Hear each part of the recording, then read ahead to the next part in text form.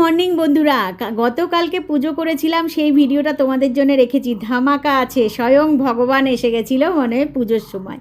তো চলো, গতকালের এই দেখো আমার সন্তোষী মায়ের যে আমি পুজো করি শুক্রবার দিনকে, এই দেখো এখানে সমস্ত ফুল বেলপাতা সব আমাদের বাড়ির। তো মাকে আমি এই অল্প করেই আমি সাজাতে পেরেছি। আর এই গোলাপ ফুলটা হোয়াইট কালারের যে গোলাপটা, এটা না পদ্ম ফুলের মতন বসে থাকে, জানো, কাট করলেও হয় না, এরকমই থাকবে ফুলটা। আর এখানে স্থাপিত আমার ঘট আছে। যেদিনকে আমি পুজোটা শুরু করেছিলাম সেদিন থেকে পাতা আছে, যেদিন আমি উদযাপন দেবো সেদিনকেই কিন্তু ঘরটা ওঠাবো। তো পুজো দিয়ে নিচে যাচ্ছি, তো দেখলাম কি, দেখো কাকে দেখেছি, স্বয়ং ভগবান এসে গেছে। জয় বজরংবলী। তো দেখো আমি যে ছোলা গুড় দিই, তো ওই ছোলাগুলো খাচ্ছে সন্তোষী মা। একটু এক্সট্রা ঘরে ছোলা ছিল, নে রে নে। আমি কিন্তু ভয়ে ভয়ে দরজাটাকে খুলে তাড়াতাড়ি কিছুটা ছোলা আমি রোজ বাবার জন্য রাখি, ওটা পুজো দিই না, এক্সট্রা ছোলা, সেই ছোলাটা ঝুড়ির মধ্যে করে নিয়ে আমি বেরিয়ে যাচ্ছিলাম। আবার ঘরে ঢুকে সেই ছোলাটা নিয়ে ওকে দিলাম। দেখতেই পারলে তোমরা যে আমি ডাকলাম। আর সারা ছাদের মধ্যে কাপড় মেলা রয়েছে, তো ওর জন্য পুরো ছাদটা দেখাতে পারছি না তোমাদেরকে, ঠিক আছে? কিছু বাধা নিষেধ তো থাকে, তার জন্য ফেসবুকের কিছু বাধা নিষেধের কে মান্যতা দিয়ে আমাদের ভিডিও শ্যুট করতে হয়, তো তার জন্য পুরোটা দেখাতে পারছি না। ওই দেখো ওই দেখো ওই দেখো নেমে আসলো বলে। আর আমি কিন্তু ঘরের মধ্যে, আর এই দেখো জানো কাকগুলো কিভাবে ঠোকরাচ্ছে, আর আমি কিন্তু এদিক দিয়ে চেল্লাচ্ছি কিন্তু কাককে তাড়ানোর জন্য। আবার ভয়ও লাগছে, ও যদি খেতে খেতে চলে গেলে ওর তো আর খাওয়া হবে না। তো দেখো কাকের ভয়ে সে ওপরে ঝুড়ি নিয়ে লাফ মারছে, আমিও গেল গেল গেল আমার ঝুড়ি। আর এই দেখো বোকা কি দেখেছো, ঝুড়ির থেকে সব ছোলা কিন্তু নিচে পড়ে গেল। এখানে কিন্তু আমরা একটা জিনিস জানলাম, যে জানো তো সবচেয়ে বুদ্ধিমান কিন্তু ভগবান মানুষকে তৈরি করেছে। আমরা মানুষরা কিন্তু সবচেয়ে বেশি বুদ্ধিমান, কিন্তু সেই বুদ্ধিগুলো যদি আমরা সব কিছুতে কাজে লাগাই, কারণ দেশটা কিন্তু মানুষের বুদ্ধির দ্বারাই কিন্তু চলছে, তাহলে মানুষ হচ্ছে সবচেয়ে বুদ্ধিমান সৃষ্টির মধ্যে। কারণ মানুষের দ্বারাই কিন্তু রকেট যাচ্ছে, মানুষই কিন্তু চাঁদে গেছিল, মানুষের জন্যই কিন্তু আজকে আমরা কম্পিউটারের সাহায্যে, এই ফোনের সাহায্যে ফেসবুকের সামনে আসতে পেরেছি, ঠিক না? এত সুন্দর করে কিন্তু আমরা সব কিছু ক্যাচ করতে পারছি। তো তাহলে মানুষ হচ্ছে সবচেয়ে বুদ্ধিমান জীব, ঠিক আছে? তো যাই হোক, সে বেচারা তো নিচে নেমে এলো লাফ মেরে, সব ছোলাগুলো খেলো। আমি ভাবছিলাম কি জানো, গোটা গোটা পড়ে রয়েছে, আমি ভাবছি কি ছোলাগুলো বেচারা মনে হয় খেতে পাচ্ছে না। আর ওই দেখো আমি টুকি মারছি অন্ধকার করে দিয়ে ঘরের মধ্যে। ও কিন্তু ঘরে আসার অনেকবার চেষ্টা করেছে, এদিক দিয়ে ঘুরে ঘুরে ঘুরে ঘুরে।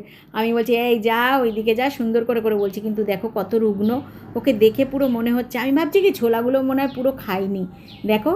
কিন্তু পরে দিয়ে আমি যখন যাওয়ার সময় দেখি সব খোসা পড়ে রয়েছে, একটাও ছোলা না। কিন্তু আমার চোখে লাগছিল সব কিন্তু গোটা গোটা ছোলা। এই দেখো খাওয়া হয়ে গেছে, জাম্প কেটে সিঁড়ি দিয়ে উঠে কিন্তু ওই যে ওপরে ছাদে গিয়ে বসে রইলো। জানো, এই বাদরটা কিন্তু মাঝে মাঝেই আসে, কিন্তু আর যখনই আসে কিছু না কিছু খাবার দিই, কিন্তু কালকে তো কিছুই দিতে পারলাম না। ছোলা কটা খেয়ে বেচারা উপরে রইলো শেডের নিচে। তো আমি নিচে চলে গিয়ে বিশ্রাম টিশ্রাম করলাম। আর বিকেল হয়ে গেল, বিকেলে কিন্তু বাবা রওনা দিয়ে দিল, জানো তো। আর আসার সময় ঝুড়িটা ঠিকঠাক রেখে এসেছি। রাত তখন প্রায় 10:30 11টা। ছেলে বলল মা শিগগিরই আসো ছাদে।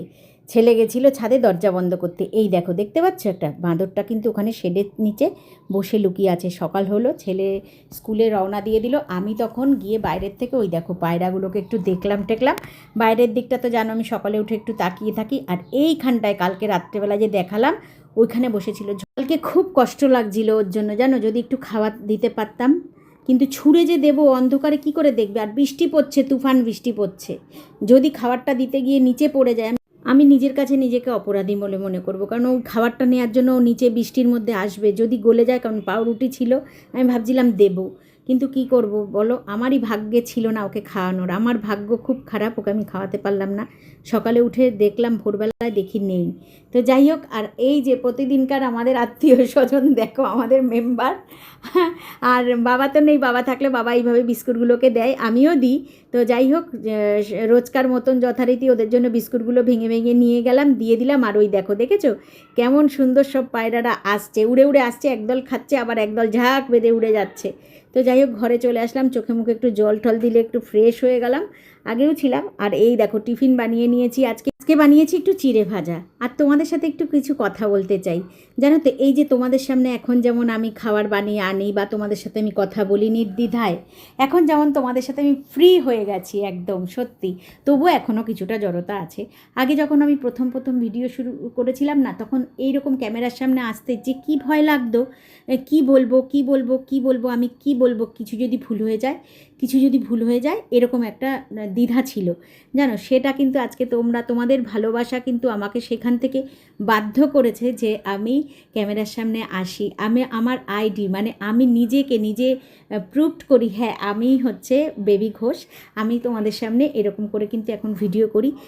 যেই ভালোবাসাটা তোমরা আমাকে দিয়েছো তার জন্য অসংখ্য তোমাদের কাছে আমি ঋণী হয়ে গেলাম। অসংখ্য ধন্যবাদ জানাই তোমাদেরকে। আর ধন্যবাদ জানাই এই ফেসবুক প্ল্যাটফর্মকে। তোমরা এখনও যারা ভাবছো যে কাজ করব বা কিছু করব, আজ থেকেই তোমরা শুরু করে দাও। আমি বলছি তোমরা শুরু করে দাও, দেখবে একদিন না একদিন কিছু সাকসেস কিন্তু তোমরা একদিন হবেই। তবে হ্যাঁ, আমি বলবো কন্টেন্টের দিকে মন দাও, আর কিছুর পিছনে দৌড়িও না তোমরা, ঠিক আছে? ভালো কন্টেন্ট ক্রিয়েটাররা, বড় দাদা দিদিরা যে ভিডিওগুলো করছে তারা কিভাবে করছে কিভাবে না, সেগুলো একটু ফলো করো, দেখবে সব পারবে। আর নিজের বুদ্ধিও কিছু কাজে লাগাতে হবে। ভুল ঠিক জানি না, অনেক কিছু বললাম তো। টাটা বন্ধুরা, আবার দেখা হচ্ছে।